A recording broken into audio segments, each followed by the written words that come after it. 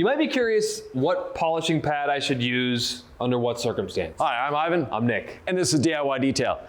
We have 3 pads in our system, and our most popular pad is our gold standard Waffle pad.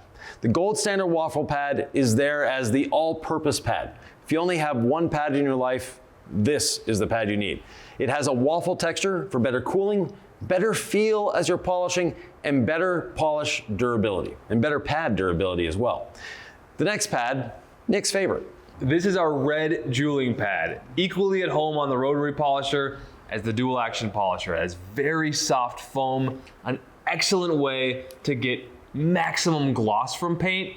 Ivan, what is your favorite part about the red jeweling pad?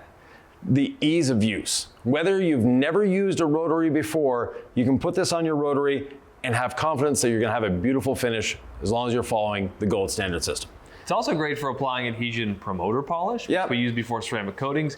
You could even put a couple sprays of ceramic gloss on here, on a short stroke dual action sander, and apply ceramic gloss. So a lot of versatility built into this pad. It is my favorite because I love it with the rotary to get maximum gloss on paint.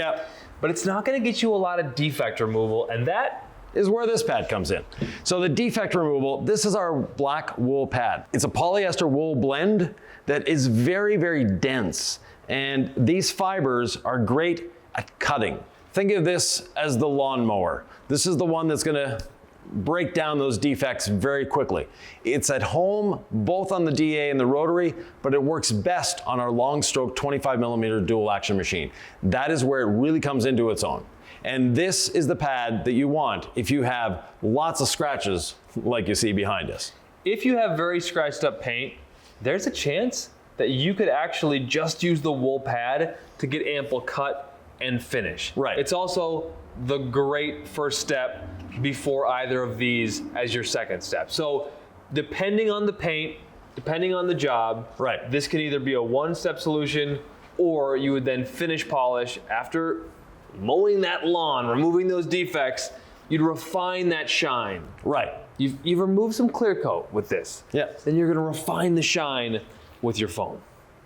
Thanks for joining us. If you have questions, ask them below. We're happy to answer.